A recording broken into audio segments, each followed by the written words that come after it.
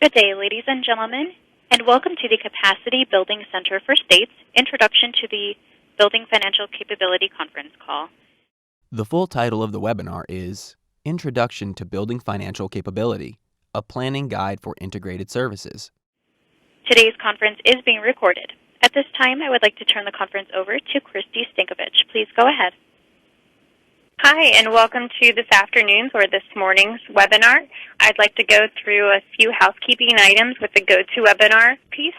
If you'd like to ask a question at any time, you may enter that in the questions feature on your right-hand side of the screen, and we'll address those questions at the end of the Q&A session. If you have any technical difficulty, please email myself or Meredith Picilli at icfi.com. I'd like to turn over today's presentation to Matthew Hudson. Hi, everyone. My name is Matt Hudson. I'm a Program Area Manager with the Capacity Building Center for State. I'm going to give everyone just a quick kind of overview of what we'll be doing today, and followed by a little bit of information about the center, and then we'll turn it to our presenters. So first, just to give you a little bit of an overview, we will learn more about using the Building Financial Capability Guide for youth transitioning out of foster care. We'll explore how to effectively utilize the Building Financial Capability, a planning guide for integrated services, to design, integrate, and implement financial capability services into existing programs to build the financial capability of youth ages 16 to 21. Next slide.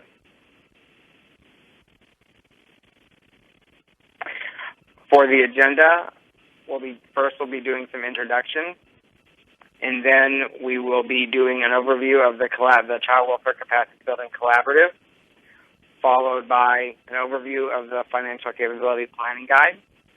Then we'll do a brief discussion about the financial capability and interaction with child welfare population, and then we'll have some time for questions and answers. So going into introduction, as I mentioned myself, I'm a Program Area Manager for Youth Development with the Center for State. We also have Kori Hattemer, who's the Associate Director of Savings and Financial Capability for the Corporation for Enterprise Development. And then we also have Lynne Wright, who is one of the Program Area Advisors for the Youth Development area.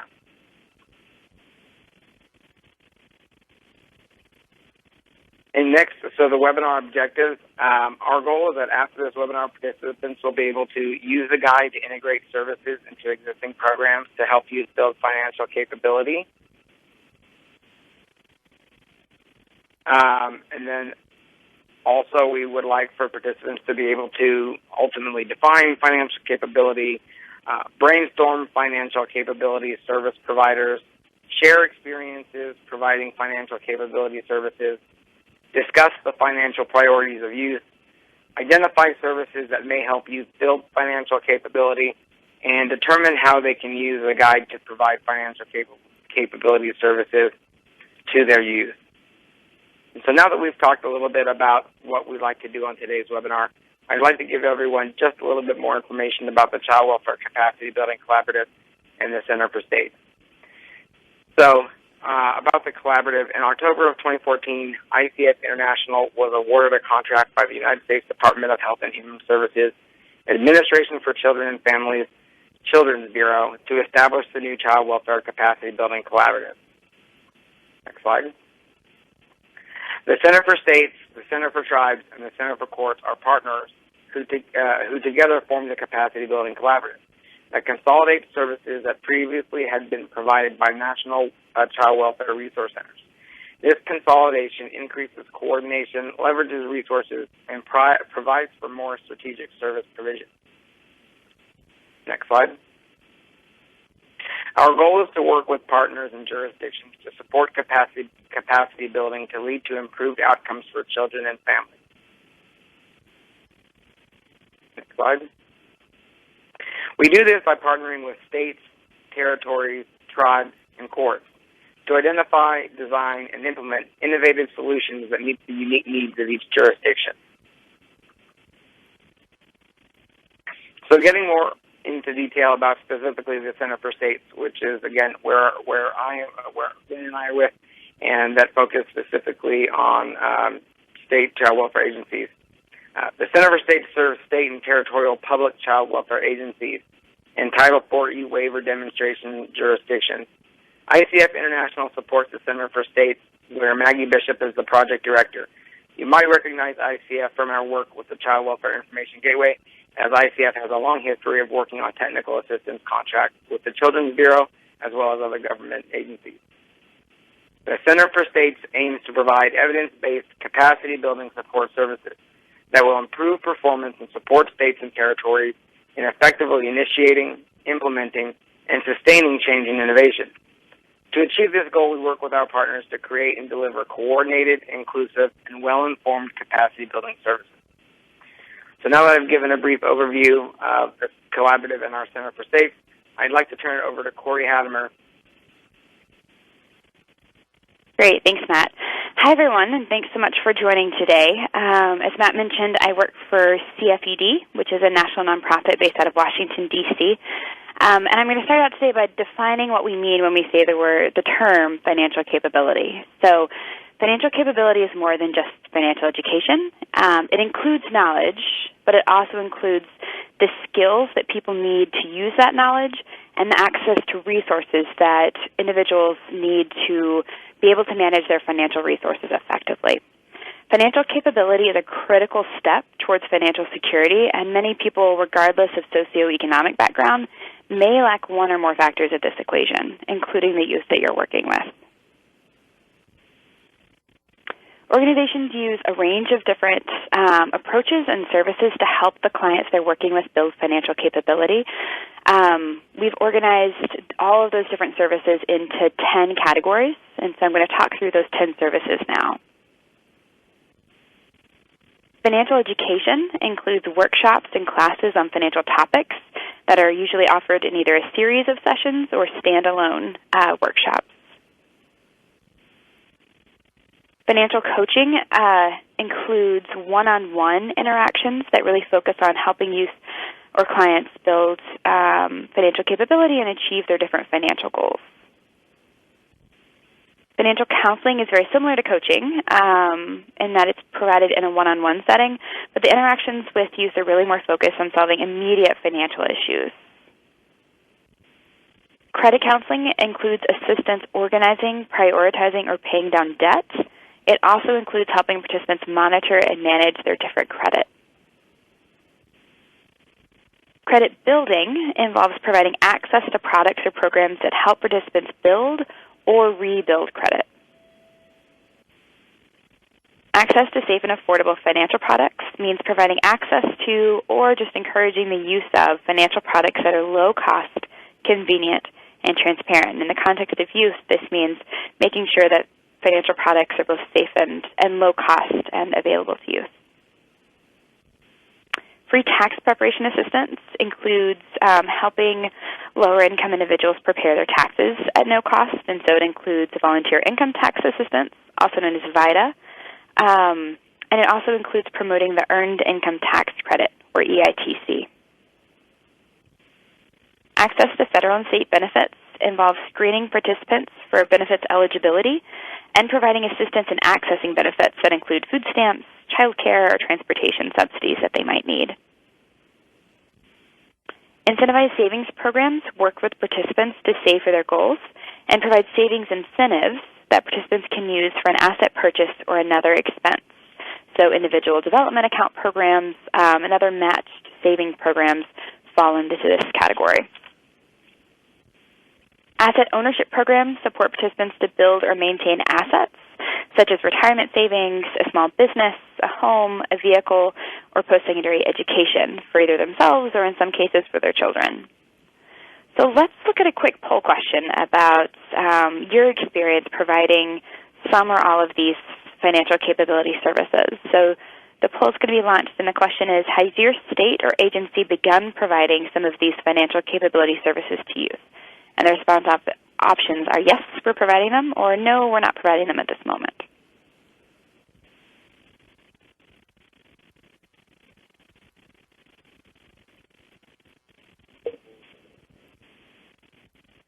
We'll give everyone a little bit of time to respond, and then we'll be able to see the poll results up on the screen.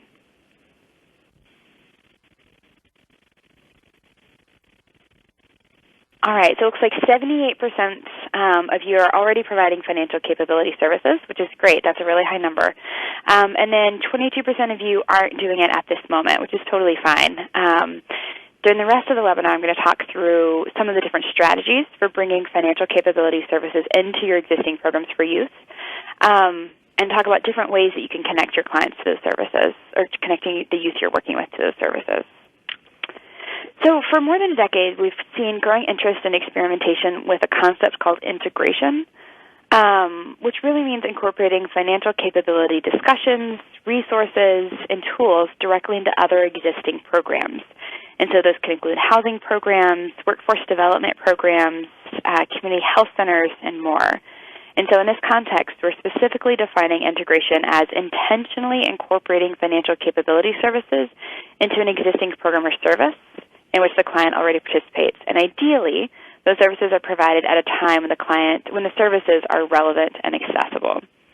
So stated simply, integration means meeting people where they are, both in terms of their financial lives as well as when they're interacting with your organization. And we've seen a lot of different organizations see improved outcomes in their other programs because they incorporated financial capability services into them. And so by looking at the financial barriers that their different program participants were facing, they were able to address those barriers and both improve clients' financial capability, but also improve their outcomes in other areas.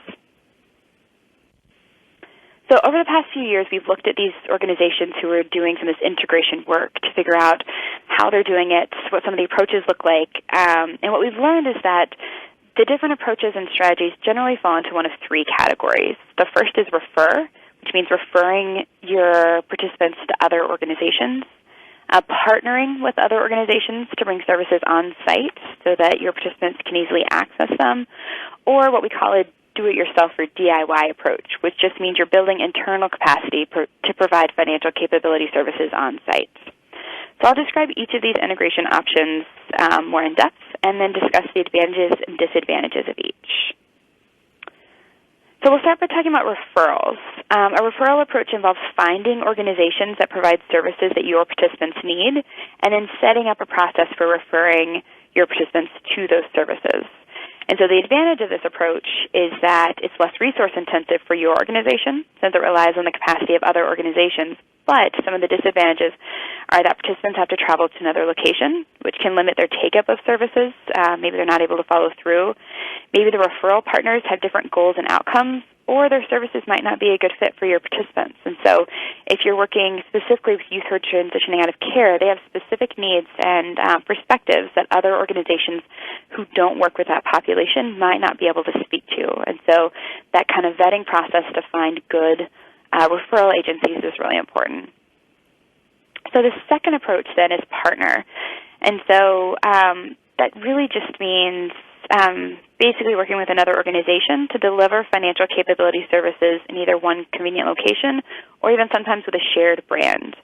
The advantage here is that you can maximize the strengths of multiple organizations, and you avoid having participants travel to multiple locations because you're bringing all the services to one site. Some of the trade-offs are that partnerships involve compromise. I'm sure a lot of you are already partnering with different organizations, and you know that you really have to give up some autonomy in terms of how services are provided. And you also have to invest a significant amount of time to establish partnerships, especially in working out specifics of how you'll coordinate services together. And then the third approach is do-it-yourself, or DIY. So this is building internal capacity to embed financial capability services into your existing programs. So maybe training some caseworkers to do financial coaching or some of that one-on-one work with clients, or to lead financial education workshops for youth. The advantages of this approach are that you have complete control over making sure that the goals and activities of these services really contribute to your organizational mission. They really meet participants where they are, and you get to provide services in one location, which hopefully reduces the likelihood that participants will drop off between services if you send them out to another location. A disadvantage of this approach is that it's pretty resource intensive. Building internal capacity requires leadership buy-in, often requires funding, and it requires training and support for staff who are going to be providing the services, which can take time to establish and provide a strain on other services if it's really not well aligned.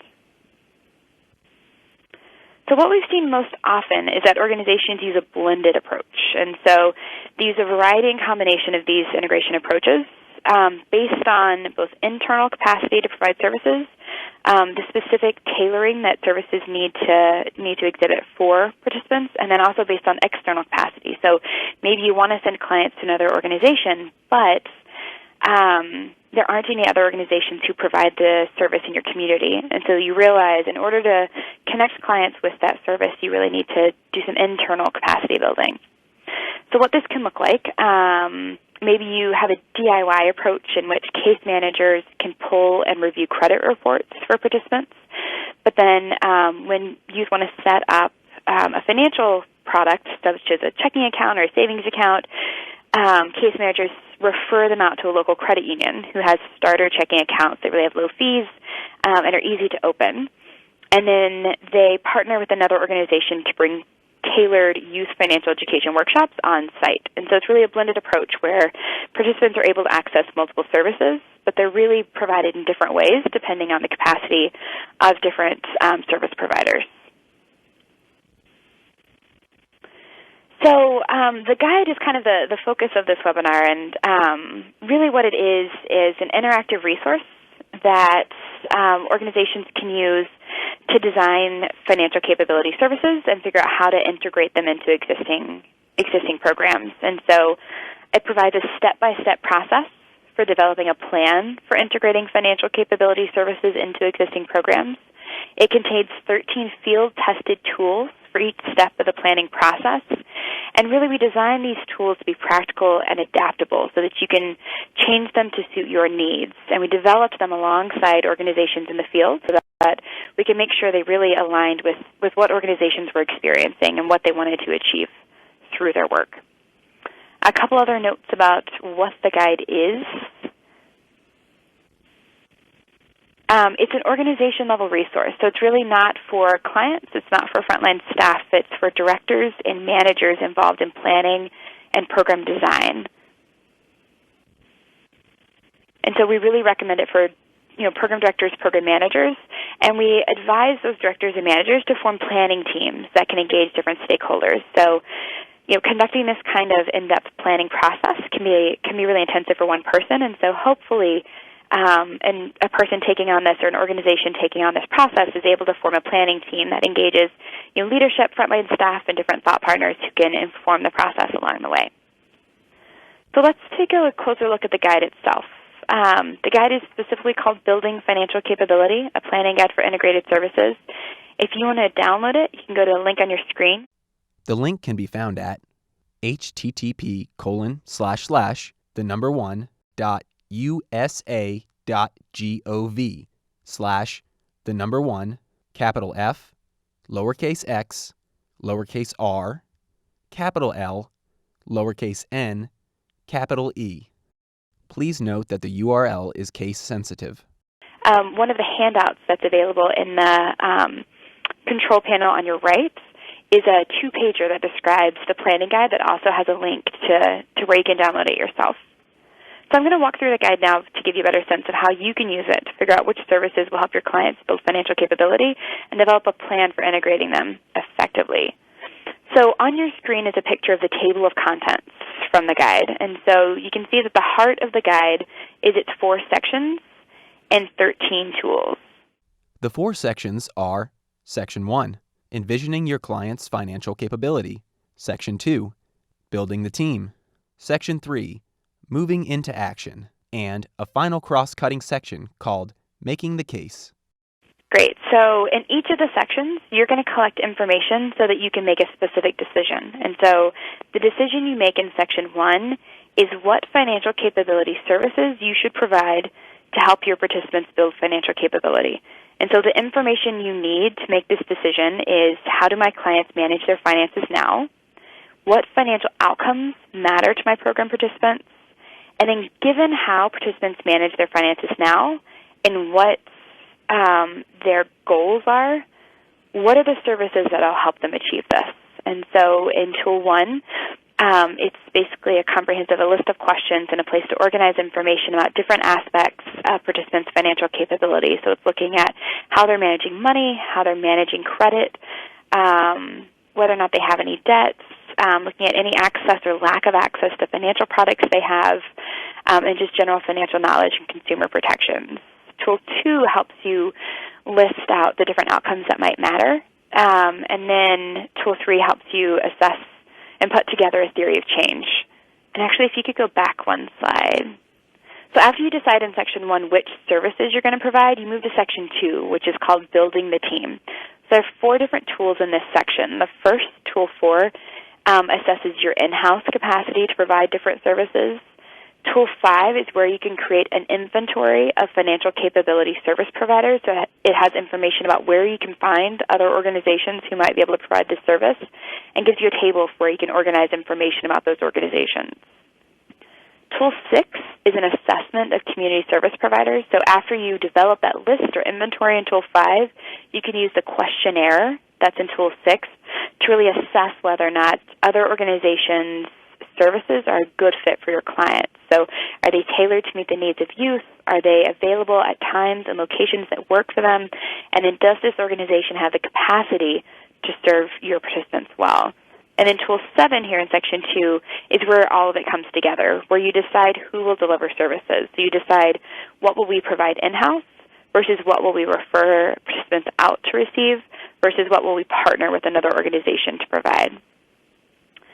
In Section 3, there are 5 different tools you can use. And so really the goal of this section is to answer the question of how the services will be integrated. So Section 1 is what are the services?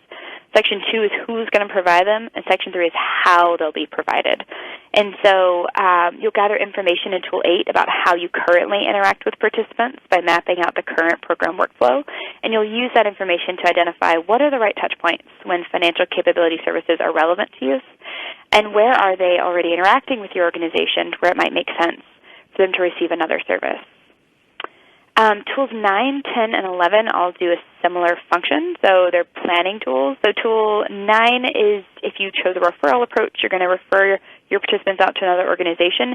It maps out a step-by-step plan that you can use with that referral receiving organization to determine how clients or participants will receive those services and how you'll make sure that there's a warm handoff in place. Tool 10 is a partnership plan. So if you decided to partner with another organization to provide financial capability services, you can use this Tool 10 to really sit down and map out all the specifics of your partnership and potentially use that to develop an MOU that'll detail how services will be provided.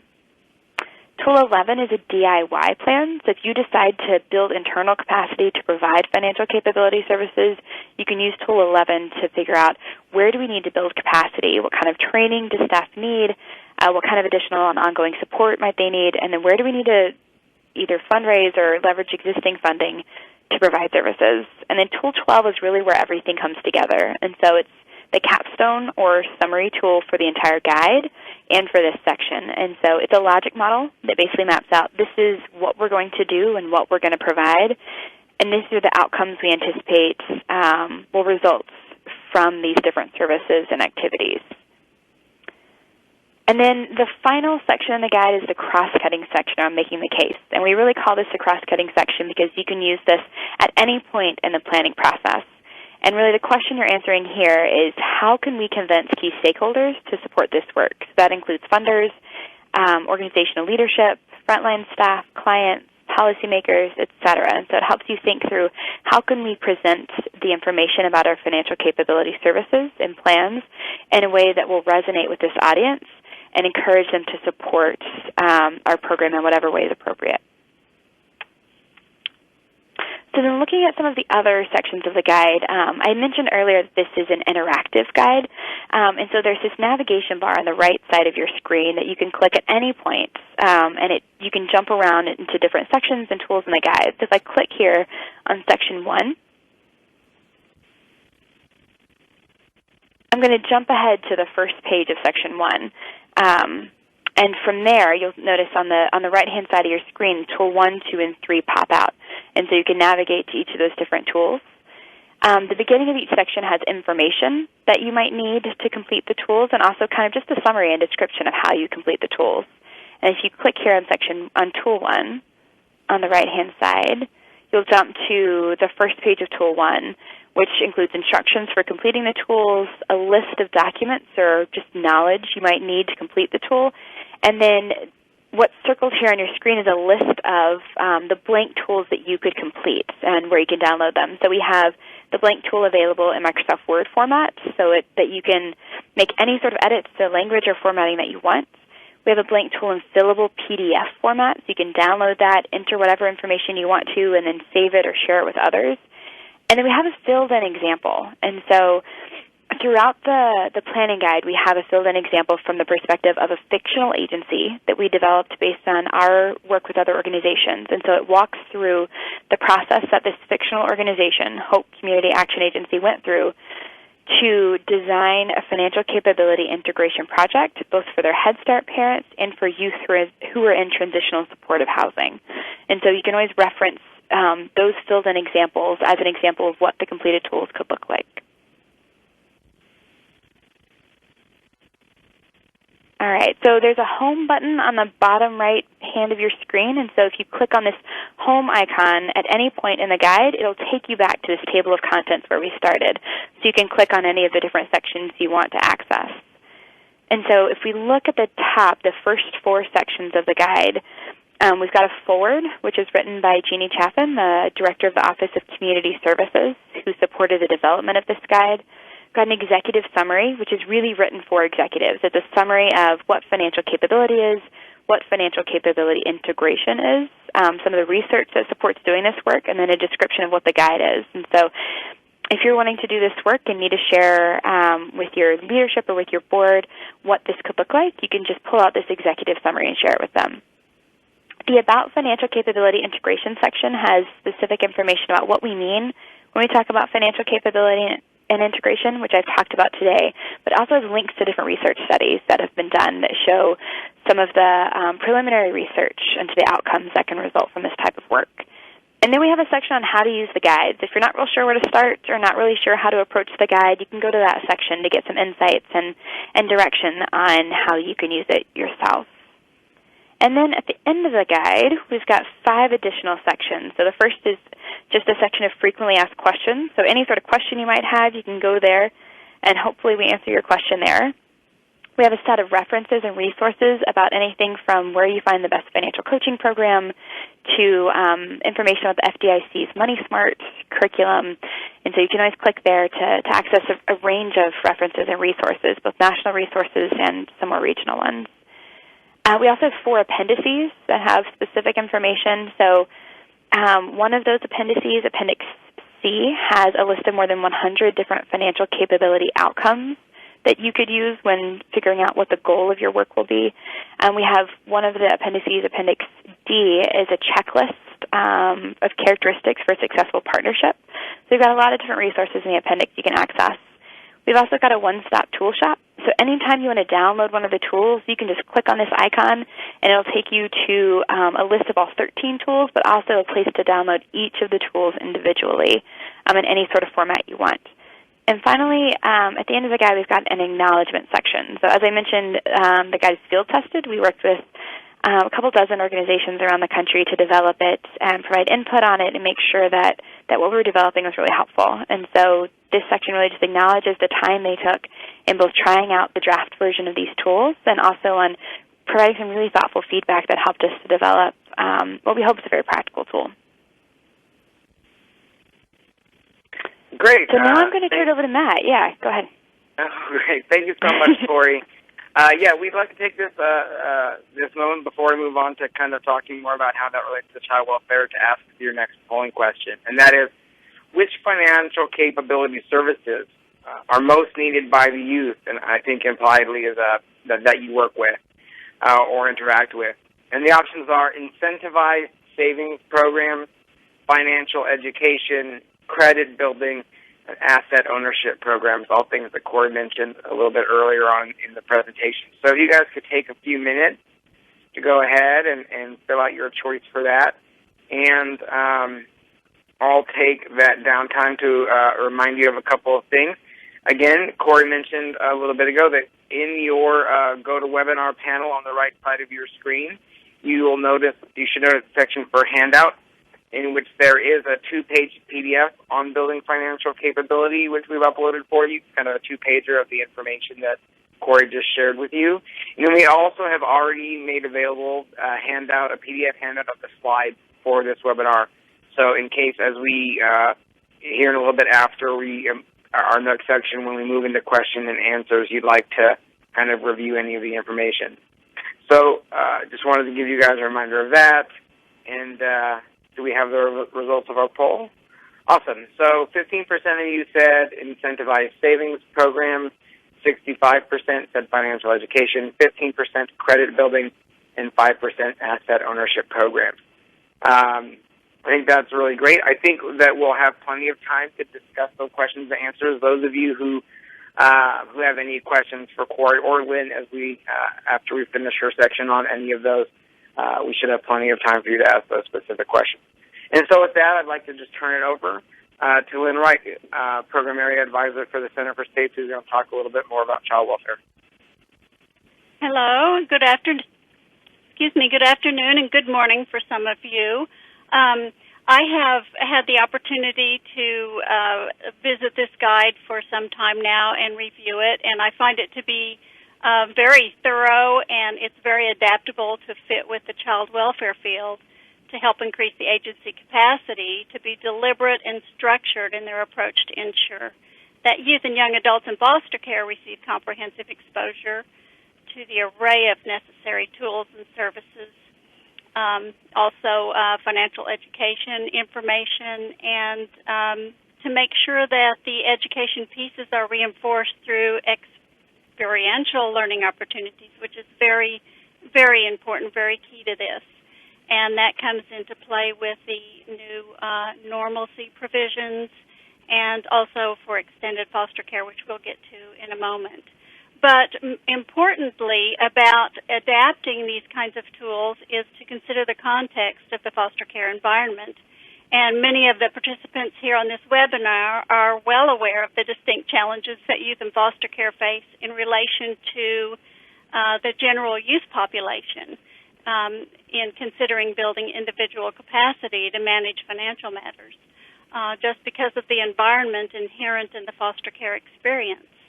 Particularly around access to mainstream financial services, which goes beyond an institution offering youth-friendly services, but has to be considerate of child welfare agencies that have the special task to overcome barriers that result from the client, in this case youth and young adults in foster care, being removed from a home and having the state as their custodian or be in a custodian-type role.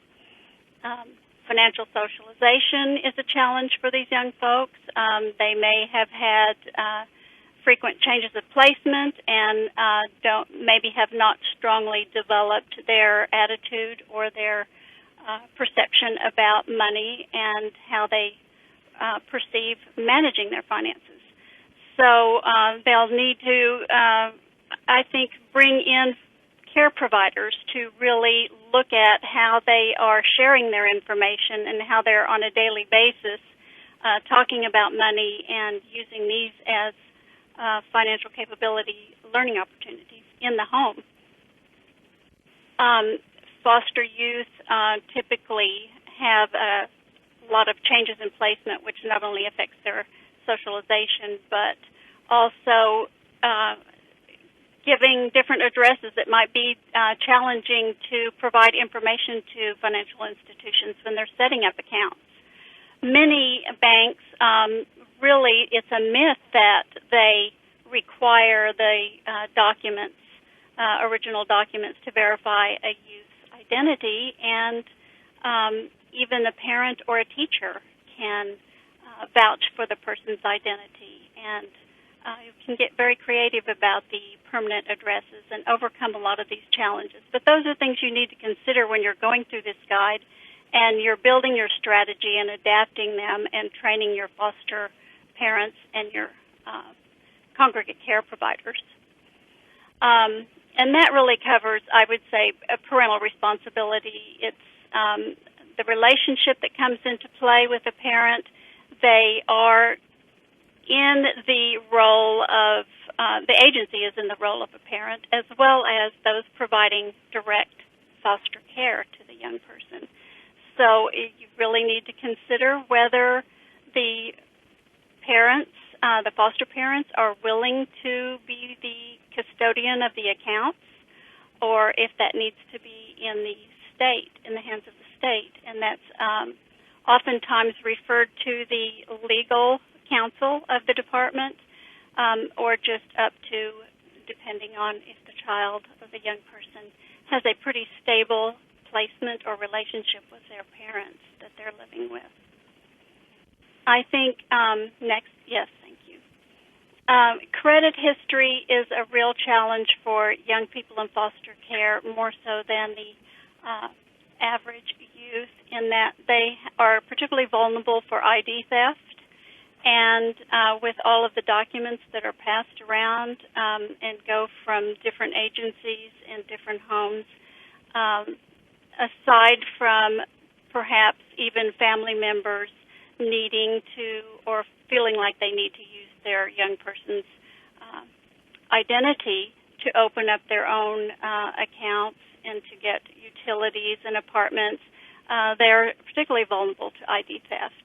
And this is one of the areas that has come to fruition finally, and that the federal requirements are asking states to make sure that they get the credit history for every youth, now beginning with age 14. So this is one of the areas that is required of states to do, and you can certainly integrate your financial capability strategies into getting your credit history reports for each youth. The main intent of this, when it came out, was to ensure that every youth left foster care with a clean slate and didn't have a credit history.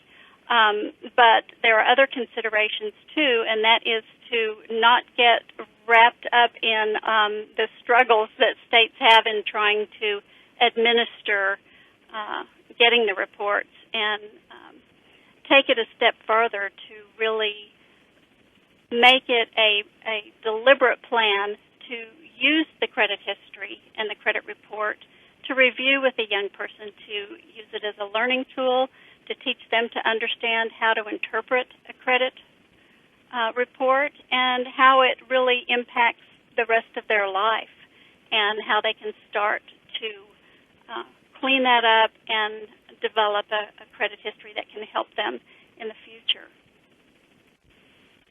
Another consideration is real-life experiential learning.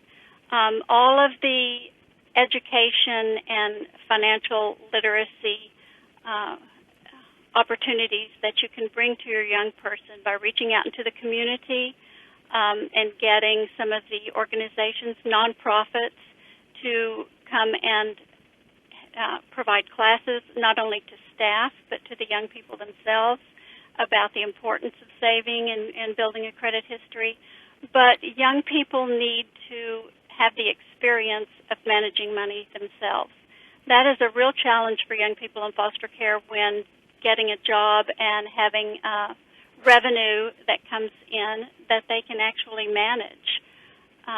So I think one area that really needs to be deliberate is when you have young people that are particularly challenged in gaining employment and keeping employment, is to be creative about how you can use different scenarios to have the young person keep accounts, even if they're imaginary, but to set goals and to keep an account of expenses that they would use them for, and to give them allowances to where they're able to go out into the community and make expenditures and really have a hands-on experience and learn how to manage the money.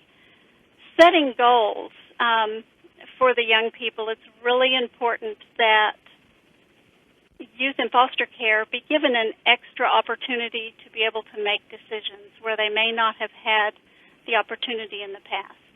They've been, a lot of decisions are made for them in their life, and to be able to create some goals and explore some of their own interests and have an adult or another person that they can relate to, a mentor, be able to really help pull out some ideas and help them explore some of the goals that they might have so that they can be more invested in building assets and creating a savings. It's really important to understand where they are in their learning. I think we might want to go on to the next tab. Yes, that's in developing their personal plans and engaging them in creating their plan and finding out what their interests are. It's also very helpful to keep in mind that every young person often has unrealistic goals about what they want and how those could be attained. So it's important to encourage them to talk it through and really see if what's realistic and what can they change and what is their commitment to stick with it and be able to accomplish their goals. And they can start small. It doesn't have to be large savings, asset building plans and matched savings plans, which a lot of states have started looking into. Some are very successful with them. But it can also be small allowance. If they get in the habit and start building good money habits young, it doesn't have to be a matched savings plan. We will, though, however, have some on the next webinar. Some states share with us their success around these ideas. Next. Extension of foster care is a very important area when you're talking about young people and youth having the ability to get out into the world and have age-appropriate and developmentally appropriate experiences. The consideration for young people who have returned or decided to remain in foster care beyond the age of 18, their interests and their needs are going to need to be reflected in their assessments and in the strategies that you use to help them access the community resources. Next. And financial education, again,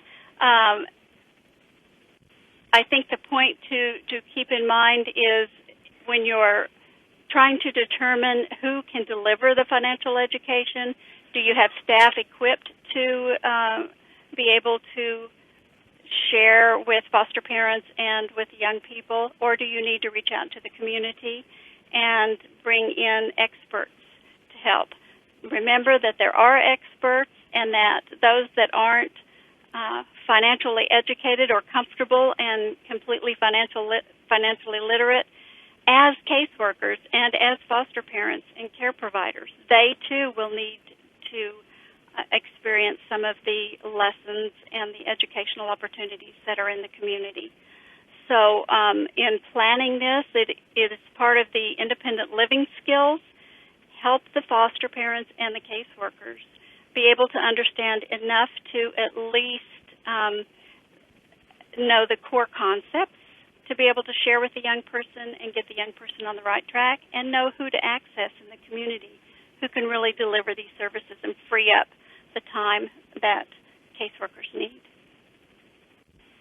Okay, and finally, again, tailoring your financial services. This is an excellent guide to be able to provide a structured strategy to integrate your services into the independent living skills, into transition planning, involve your court systems, and really tailor your financial services to the needs of your staff, your care providers, and your new life skills assessments to be age appropriate and developmentally appropriate as early as age 14 on up to those who are young adults.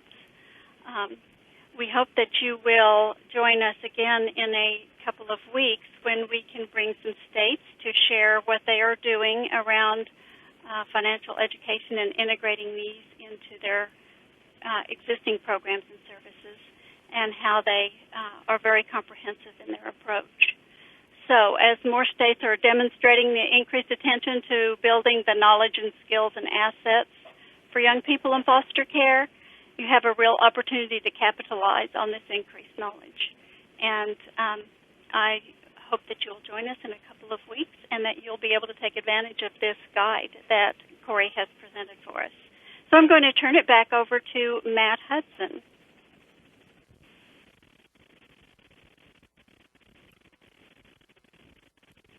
Hi, Lynn. Thanks so much. I think it's really great information from both our presenters. I've had the extreme benefit and pleasure of being able to put this webinar together with both of them over the last few weeks, and I think it's just so much great information. I hope that you guys have thought so too. So now that we have really plenty of time for our question and answer period, and I think we're going to do this in two ways. On the GoToWebinar panel on the right of your screen, or if you're inside of the presentation, you should also notice both a chat feature and a question feature. So if anyone wants to just type in their questions, I will read them aloud and facilitate them with both Kori and Lynn, or whomever you want the question addressed to. We also have an operator who can facilitate you asking your question out loud if you'd like to, in which case I would recommend just using the raise your hand feature of your panel so that we know that you might want to speak.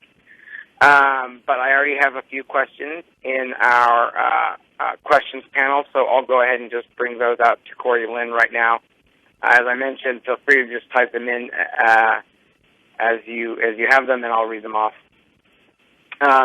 So Kori and Lynn, maybe both of you, and you may not know, but the first question is worded to participants, but I'll read it to you guys. Are you aware of match savings programs? And so I was wondering, Kori, if maybe you could talk about, I think you called them individual development accounts as they relate to some of the work that you've done. Yep. Yeah, and so can you talk about maybe the difference between those and other match savings, or if those are what people typically think of with match savings programs? Yeah, that's a good question. So I think generally when we talk about individual development accounts, we're talking about match savings accounts. I think we use the term match savings accounts to apply more broadly than individual development accounts. So, for example, if you've ever heard the term children's savings accounts, they're different from individual development accounts because they're match savings programs for kids, whereas generally IDA programs or individual development account programs are match savings programs for older youth or for adults. But generally, I mean, you can use the terms match savings account program or individual development account program interchangeably because they really are the same thing. And if you look at Appendix A in the guide, we've got a list of the 10 different financial capability services I mentioned, and one of those was incentivized savings programs. And that's where we talk a lot about match savings programs, including both individual development account programs as well as children's savings account programs, and then other kind of flexible use incentivized savings programs. So I encourage you to check out Appendix A of the guide to learn a little bit more about the different types of services. Mm-hmm. And do you have any experience or knowledge, say, of how states might have used, and this is, I guess, either to Kori or Lynn, states working with their youth in care, or maybe just even disadvantaged youth that have been able to set up programs like that? I'll go first, and then Lynn, any experience or exposure you have is great. I have heard about, I know a couple of different organizations around the country have used match savings programs to help youth transitioning out of care. They've also used like Chasey funds and others to help youth who are transitioning out of care. So we have seen it done. Actually, if you go to the AFI Resource Center, AFI Resources, I think it's idaresources.gov, there's a specific tab on the right side about match savings programs for youth transitioning out of care, and so I encourage you to check that out for more specifics. In terms of the state level, I know there are some statewide match savings programs. I'm not sure how many of them are specifically provided to youth transitioning out of care. But Lynne, I don't know if you have any specific knowledge of those.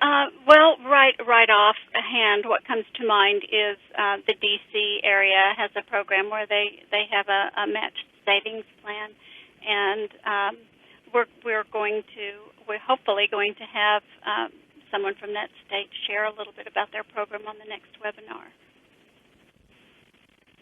Great. What about, Lynne, are you aware with D.C. if they have policy that's written in, from like a state level, or if that's is like a community-based agency that runs it? And then I would pose the same question to Kori for this person who's asking is, well, how have you seen it written in policy so that it's something that other states could replicate?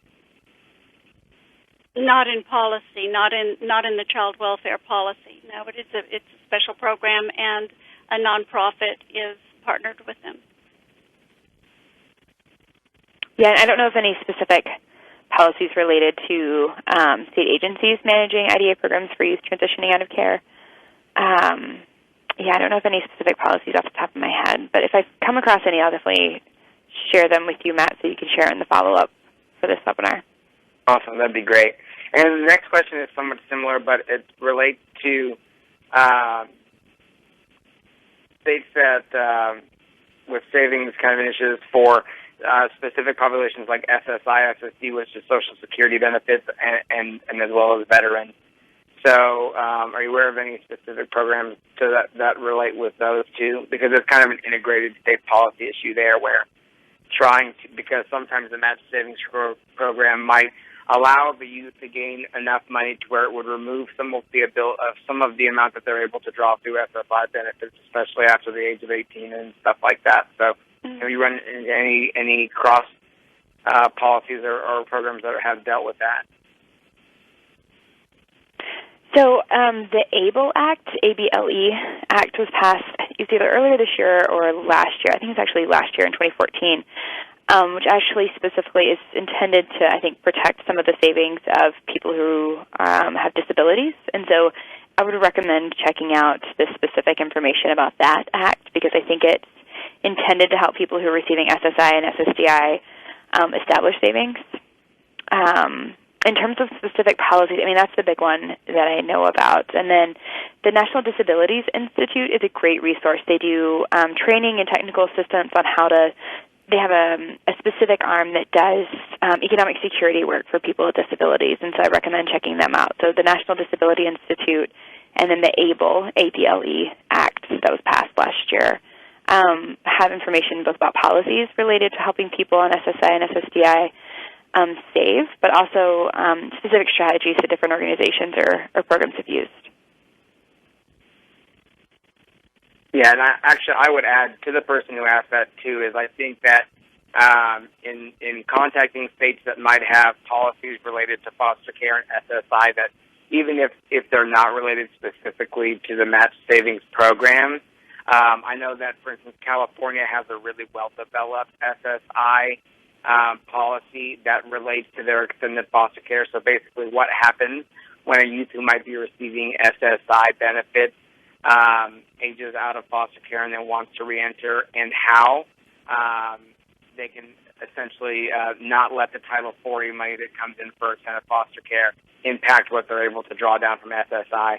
So I think some of it might be just even finding base policies for those disability programs and then seeing what might be what you might be able to accommodate using the match savings.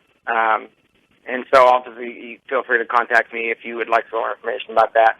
Our next question, and this is again I think up to either or both Kori and Lynne, is someone wants to know, is there a cap on the percentage of Chasey funds that could be used for a match savings program? And Lynne, that might be more of a question for you, but Kori, if you have any experience with that.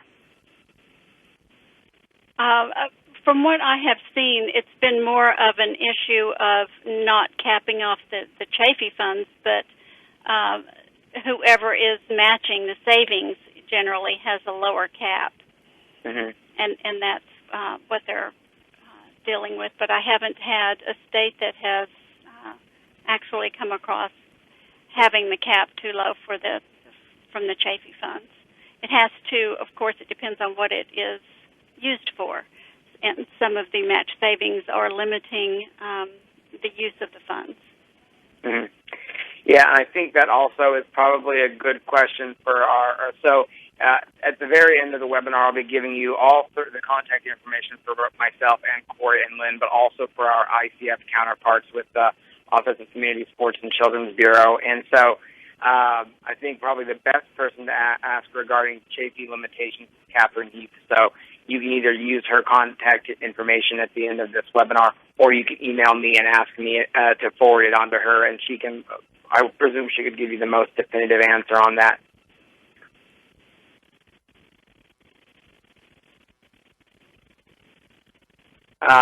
We got a follow-up question about the SSI.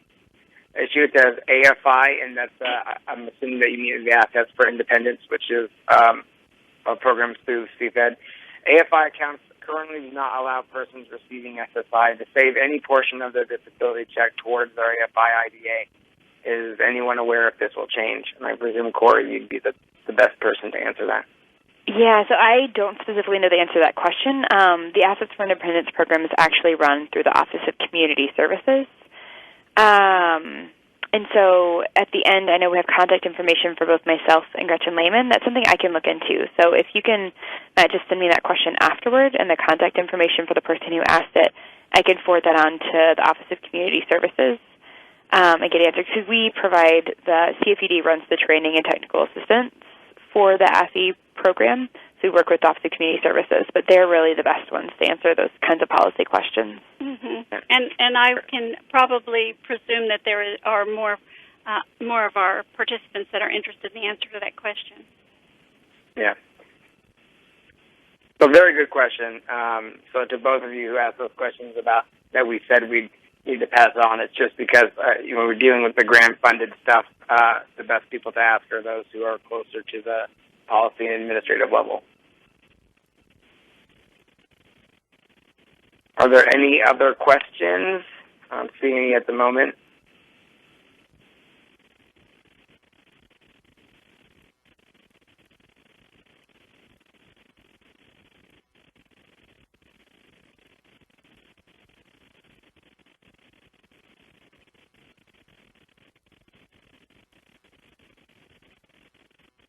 Okay. Well, what I'll do is I'll start moving on with the next information, and if a question pops up, I'll go ahead and still read it. So we won't necessarily close the ability to ask questions, but we will move on with some of the slide information. So as Lynne mentioned during her piece of the presentation, this is actually just part one of a part two webinar. So the focus of this webinar relating to financial capability had a lot to do with the introduction to that planning guide that CFED had developed, and we hope that that's very useful for you and that you'll contact us if you have any more questions about how to use that or how it can integrate.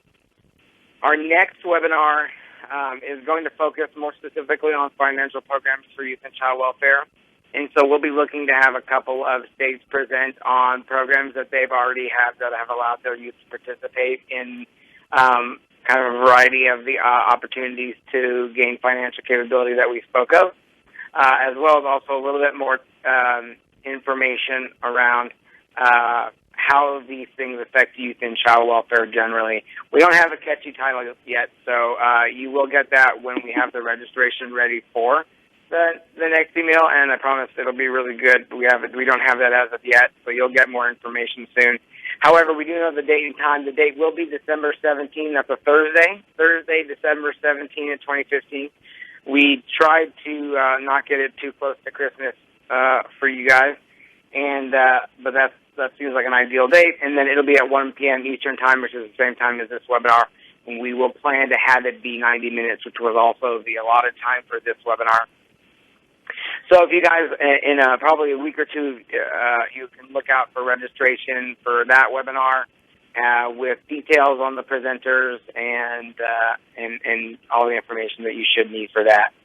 And also, Matt, I wonder if we might be able to share the responses to some of the questions that we weren't able to provide answers to today. We might be able to share those at the next webinar and also invite questions in advance. of the webinar. If some of the participants want to ask a question at registration, we can make that available to them to answer the question or ask their questions in advance so that we can be prepared with some of those answers. Yeah, that's absolutely something we can do. And so we can include in our registration information, just like where you have to put in your name and your email, we can put an option for you to ask preliminary questions that we can address in the webinar. I think we did a pretty good job, actually, of attempting to answer the questions that came in. But we can reach out with our ACF counterparts at OCS and CB to maybe get some more information on a couple of them, and then we can make sure to try and give more information about those in that next webinar. But yeah, Lynn's absolutely correct. If there's something that maybe you don't have a specific question, but you came into this webinar thinking, oh, I'd like to have gained more information about that, especially if you are working in the child welfare field, either email us separately or when we send out the registration link, ask your question of what you'd like to answer, and we'll try to address those things specifically beforehand. So following that, if you go to the next slide, this is where our contact information is. And so again, for me, Matthew Hudson, I work for the Center for States, and my email is matthew.hudson@icfi.com. That's MATTHUDSON@icfi.com. And then, again, Kori Hattemer with the Corporation for Enterprise Development at khattemer@cfed.org, which is KHATTENER @CFED.org. And then Lynne Wright with the Center for States Program Area Advisor at lynne.wright@icfi.com, which is LYNNE.WRIGHT@icfi.com. And again, we've mentioned several times, any questions, any thoughts, any follow-up, please feel free to contact us. I know for me, I kind of feel like emails are like a competition, and so whoever gets the most in a day wins. So feel free to email me any questions that you may have. And I'm sure Kori and Lynn would enjoy having questions from you as well. Yeah, if we're not enough, moving on to the next slide. As we mentioned, Catherine Heath is the FTO for the Children's Bureau over the Center for this area for the Center for States. That's Catherine Heath, Catherine.Heath@acf.hhs.gov. So CATHEREATH@acf.hhs.gov. And then Gretchen Lehman, who is the Office of Community Services. And so, as Kori mentioned, the Office of Community Services who oversees the AFI grant that was mentioned in one of the questions in Kori's explanation. And that's Gretchen.Lehman@acf.hhs.gov. And so that's GRETCHEN.LEHMAN@ACF.hhs.gov. So I still don't see any more questions. And so please feel free to use the contact information I just gave. And also there is you should have just received a link in your chat feature, another bar or another section of your GoToWebinar bar on the right side of your screen. It should have a link that you can take to a survey for this webinar. We would very much appreciate if you would fill that out and let us know how our presenters did and whether the content was suitable for what you expected and what we could do to improve on them in the future. So you can copy and paste that link into your web browser to go to it. We'll also be sending it out in our follow-up email to all those who were attendees of the webinar afterwards. And again, we would just really appreciate that. So I think that we'll hang on for just a couple of more minutes, but that really concludes the content of the webinar. We thank you very much, both from the Center for States as well as CFED and our ACF partners. We thank you guys very much for coming, and we hope that to hear from you for any follow-up, and we hope that you'll all, most of you, will attend our second webinar. Again, that will be on December 17th at 1 o'clock Eastern Time. And without any other questions, I think that would conclude this webinar.